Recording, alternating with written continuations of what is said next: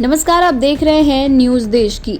उत्तर प्रदेश में राजनीति पिछड़ा बनाम बीजेपी के मुहाने पर आ खड़ी हुई है। बागी विधायक बीजेपी पर पिछड़ा दलित विरोधी होने के आरोप लगा रहे हैं।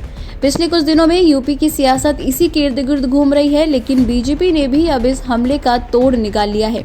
आइए जानते हैं कैसे। दलितों का मुद्दा इतना अहम क्यों और क्या कहते हैं आंकड़े। ओबीसी ये शब्द उस दिन से खूब सुनाई दे रहा है जिस दिन से बीजेपी के विधायक और मंत्री बागी हुए। जो जा चुके उनका आरोप है कि पिछड़ों और दलितों के लिए योगी सरकार ने कुछ किया ही नहीं। जो बने हुए हैं वो कह रहे हैं कि अगर बीजेपी नहीं होती तो पिछड़ों का कल्याण नहीं होता।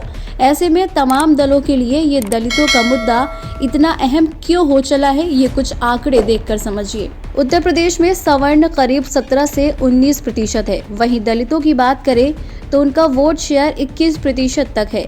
उनके अलावा मुस्लिम 19% है, लेकिन जिस शब्द ओबीसी को लेकर राजनीति गर्म हुई है उसका आंकड़ा सबसे ज्यादा है।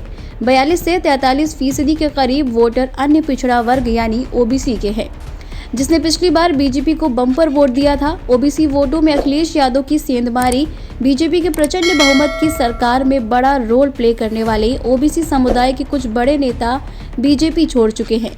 स्वामी प्रसाद मौर्य समेत आधा दर्जन ओबीसी विधायकों को बीजेपी से तोड़कर अखिलेश ने ओबीसी वोट बैंक में सेंधमारी कर दी है। अब बीजेपी इस पूरे मुद्दे पर पूरी तरह घिस रही थी तो पार्टी की तरफ से अपने अचूक ब्रह्मास्त्र का इस्तेमाल किया गया। यूपी सरकार में मंत्री सिद्धार्थ नगर सिंह ने कह दिया कि इस देश के सबसे बड़े ओबीसी नेता पीएम मोदी हैं। यानी एक बार फिर पीएम मोदी के चेहरे को सामने लाकर डैमेज कंट्रोल की कोशिश की जा रही है। बात अब ओबीसी पर आ गई है तो बीजेपी नेता को ये भी याद दिलाएगी कि लखनऊ से लेकर दिल्ली तक उसने ओबीसी कोटे से कितने मंत्रियों को चुना। यूपी के डिप्टी सीएम केशव प्रसाद मौर्य और प्रदेश अध्यक्ष स्वतंत्र देव सिंह दोनों ही ओबीसी समाज से आते हैं। स्वतंत्र देव सिंह ने तो कल से ट्विटर पर ये अभियान भी छेड़ रखा है कि उनकी सरकार ने ओबीसी को क्या दिया और कितना दिया। ओबीसी कमीशन को संवैधानिक दर्जा दिए जाने को लेकर भी बीजेपी खुद का बचाव कर रही है, लेकिन जो ओबीसी नेता अखिलेश की साइकिल पर सवार हो गए हैं वो इस वोट बैंक में डेंट जरूर मारेंगे। इसलिए अपने पुराने अंदाज में बीजेपी ने अनुसूचित जाति के लोगों की दहलीज पर हाजिरी लगानी शुरू कर दी है।